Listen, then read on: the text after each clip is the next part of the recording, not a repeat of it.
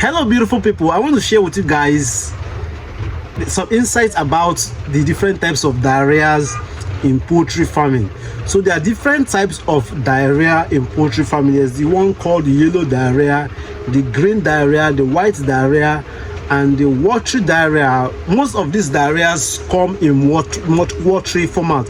One of the major ways we get to identify birds that are ill in poultry is from the color of their stool.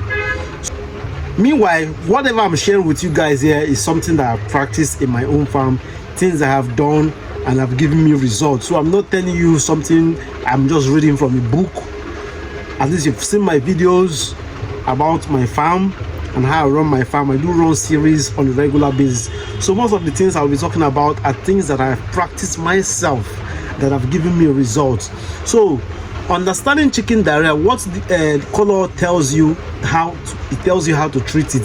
So from the color of the stool, you get to know how to treat it. So for the yellow diarrhea, this often indicates coccidiosis or a bacterial infection such as Clostridia enteritis. It may also appear when digestion is disturbed or stress or feed changes.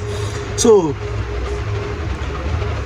coccidiosis is an illness that is quite very common in poultry farming, especially broilers. If you're running a broiler flock, coccidiosis is something that occurs most times. And how does this thing happen? It happens whenever your pen is dirty. Yes, it happens most time when the pen is dirty, when the birds tend to pick some bacteria on the floor, and this bacteria goes into the intestine and messes up the intestine. In that process, broilers are animals, so they won't have a special place where they poo and a special place where they feed from. So most times they pick things on the floor. In that process, they pick some of these bacteria and it goes and affects their intestine system. That's why most times they get to stool. It starts from a yellow watery kind of stool. Sometimes it appears brownish. Then when it gets to a point, the chronic stage, that's when it starts stooling blood. Yes, when it starts stooling blood, it has gotten to the chronic stage. And most times it also leads to mortality, high mortality rate. So coccidiosis is something that affects broiler chicks even from when you're brooding. So that's why most times it's ideal, after giving them Lasota, you give them medications for coccidiosis to help, so that whenever in case they pick most of those bacteria on the floor, it will help them. So aside from the fact that you're treating your birds, you need to make sure that your hygiene of your pen is really much okay. You need to make sure that your hygiene of your pen is very much okay. So the medications for treating coccidiosis, use amprolium. You need to use any medication that contains amprolium 20, at least up to 200 grams. So then you say, let's say 20% of the amprolium. So add, for coccidiosis, add amprolium 20% powder of 1 gram per 2 liters of drinking water for 5 to 7 days. So for bacterial infection, give oxytetracycline at 1 gram per liter of water for 5 days. Follow up with a probiotic supplement to restore healthy gut flora. So like I said, it affects the intestine, their internal organs. So that's why afterwards you need to give them some probiotic supplements. So some of these probiotic supplements comes like multivitamin, but it's not good for you to give your birds multivitamin when you're treating for coccidiosis. So because I know for sure that when you're treating your birds, there are some medications that do not blend well. Even with humans, there are some medications that you don't mix them together. Yes, people that are down with diabetes and they also have high BP, they don't take medications for BP and the diabetes together. So you need to be very cautious of the medications you mix. So I started broiler poultry farming. At the point I was feeling like most of the medications I give to my birds were not working. Why? That was because we are giving them medications in the wrong way. Yes, now I know that most of those medications we were giving them wrongly. Either the dose was wrong or we were giving them below the dose, and either the medications were wrong, because at some point I was even feeling like the vet I was even buying drugs from, if he actually knew what he was doing. But when I started reading books, reading articles, watching videos too, that's when I got to now realize that some of the medications we are giving to birds were wrong medications. So for treating coccidiosis, you need to give them medications that contains amprolium. And prolium takes care of coccidosis. But in the case whereby it seems like it's at a chronic stage, you get to mix it up with a medication, an antibiotics that contains oxytetracycline. So the oxytetracycline helps to take care of that bacterial infection, and the prolium helps to take care of the coccidosis itself. So you give them this after 5 days, then you get to stop the medication and then give them multivitamins to help build up their system. There's another one called white diarrhea. The white diarrhea usually comes in a chalky droppings, like a yeast. Chalky droppings points to a yeast or fungi overgrowth or a general imbalance in gut flora, often after antibiotics or poor hygiene. So this is a diarrhea that comes most times after the intake of high level of antibiotics. So we give anastacin oral suspension at 100 IU per liter of water for 5 to 7 days. Then thoroughly clean and disinfect feeders and drinkers before refilling. Avoid unnecessary antibiotics and include probiotics in the diet. So there's a difference between antibiotics and probiotics. So you need to find out from your vets for the probiotics that will be good for you. So for red and bloody diarrhea, this is also a severe case of coccidosis. Yes, I already mentioned that.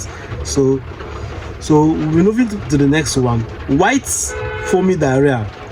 Very loose foamy droppings can indicate toxins. For example, muddy feed, internal bleeding, or severe disease, heat stress, and poor water quality may also cause this. So most times this watery foamy diarrhea is a result of the kind of feed, toxins in their feed, and also maybe the kind of water you give to your birds. So that's why it's very important for you to give your birds good hygienic water that you know that you yourself can drink.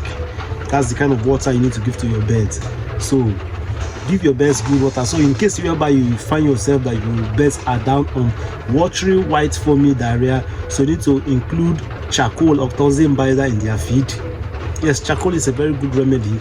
I've tried it before, it helps. So what I used to do back in the days, sometimes, even now I still do it, I spray some charcoals around the pen. So in this case whereby you have your birds are down on this, you can give them charcoal or toxin binder in their feed, because those things is a fallout of the feed that is contaminated with some molds. So as some feed is stay over time, it starts getting mold and some insects start feasting on the feed. So you add toxin binder. The toxin binder helps to cut down all those unnecessary toxins in the feed. So you provide them with vitamin C and electrolyte mixed in drinking water. Remove any suspected feed, replace it with fresh water. So when you find out that your birds are down on this watery white diarrhea, it's always advisable you change the feed brand.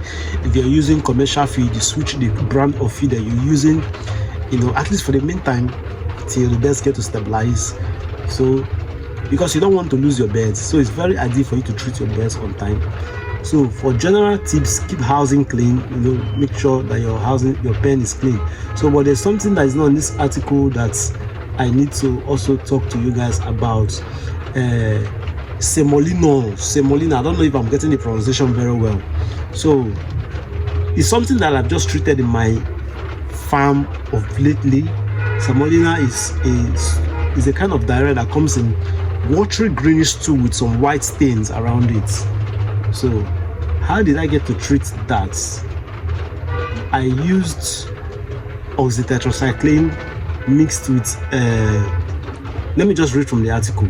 It's more organized. This thing. Semolina infection can cause greenish diarrhea with a foul odor. Birds often show sudden weakness, reduced feed intake, and in layers a sharp drop in egg production. Multiple birds usually fall ill at once, and you may notice fever-like signs such as panting or close flocking for warmth. So my birds of 2 weeks plus came down on this semolina. So what I noticed their poo was greenish with some white stains on it, like white and greenish poo, but a bit watery, not that very thick green like that of the Newcastle. The Newcastle usually colors total green, but this one it's a bit is watery but not too watery with a white stain on it. So that's the semolina. So, and I noticed that around my pen I do see some rats running around because my pens are not totally proof of rats. So rat contamination is one thing that also causes semolinas when their feed is infected, and maybe whenever the birds get to pick insects. There's this black insect that usually hides around the side walls of your pen.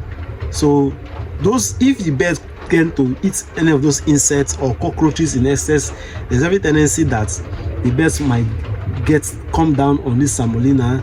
And maybe if the feed also have a lot of insects and ants feasting on it, and you give it to them, and you know, most of these birds, when they get to see some little ants like that, they want to feast on it, they will just rush on them.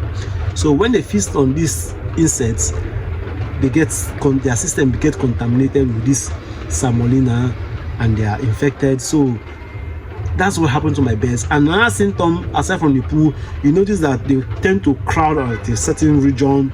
They get to crowd like they are feeling cold. This same thing has happened before at some years ago. So this time around, what I used in treating them, I used a medication that contained oxytetracycline, and I mixed it with another medication that also contained endrofloxacin. You know, I mixed both of them together, and that was how I was able to now cut down on the mortality. Because for the first 2 days when I noticed that thing, I was having high mortality. Out of 100 birds, I had mortality that about 5 or 7 of them, although I didn't treat it on time. So I had to now get the drugs administered to them. In fact, the first day I administered the medications on them, the mortality stopped. And 3 days after, that fever-like crowding stopped. After then, on the 4th day, their feed intake stepped up. So they started eating more. So whenever you notice something like that, this is the medication you give them medication that contains oxytetracycline. So when you're going to buy medications for your birds, know what they are down on from the indications I've said. So for semolinas, how you get to know your birds are down on it, you notice that green poo with white stain on it, and you notice that the birds will tend to cluster together like they are feeling cold. That is a fever-like symptom. So you know that they are down on semolina. So you mix medication that contain, because most medications that contain oxytetracycline rarely do contain endrofloxacin. So you need to buy medications that contain these two things and mix them together. Then okay, just use basically those and your birds will fine. There's another one called E. coli. E. coli infections can resemble semolina with watery or greenish diarrhea. If the bacteria invade the respiratory system, you might also see sneezing, nasal discharge, or labored breathing. Otherwise, ruffled feathers, weakness, and reduced growth are common.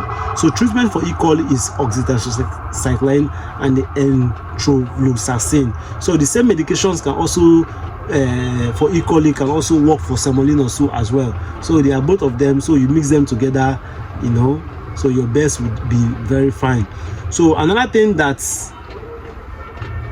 helps whenever you have infections like this, you try to make sure you make sure that your pen is always clean, and beef up your biosecurity. Beefing up your biosecurity is very important, because sometimes even the semolinas we were talking about also comes from your food, from a place you have mashed outside that's infected, and it will accompany that into the pen. Meanwhile, note that humans are the highest carriers of disease. Humans are the highest carriers of disease. So that's why you need to make sure your biosecurity is really, really strong, so that your birds will not come down on this illness is unnecessary. And whenever you're stocking a new set of birds, make sure you wash everywhere diligently, and wash your feeders and your drinkers regularly, often. Whenever you notice that they are dirty, you wash them, because most of these bacteria feeds on those dirty surroundings and dirty drinkers and, you know, feeders too as well. So general hygiene of your farm is very important. Try to make sure that wild birds and rats are not penetrating to your pen. So always find a way to make sure that you sort this out. Even me myself, I'm having the same challenge of rats and other things, you know, moving into my pen because the pen is not totally proof. So I am developing a new strategy on how to curb those excess movements of rats and other reptiles going inside. Reptiles, I don't mean snakes, maybe even lizards and all those things. They have a way of contaminating your pen. So you need to make sure that you build your pen in a way that it will be rat proof, wild birds do not come inside, and other reptiles do not come inside, because these things, aside from infecting the feed and the water, they tend to now pose as a hazard to your beds. So make sure you clean your pen regularly, you know, and also disinfect your pen whenever you're stocking a new batch ahead of time, and wash your farm tools regularly. Beef up your biosecurity to make sure your birds do not come down to these illnesses unnecessarily. So thanks for watching, guys, and I'll see you guys on the next one. So meanwhile, something really strange happened last night in my farm, so I'll share with you guys what happened on the next video. Bye. Much love.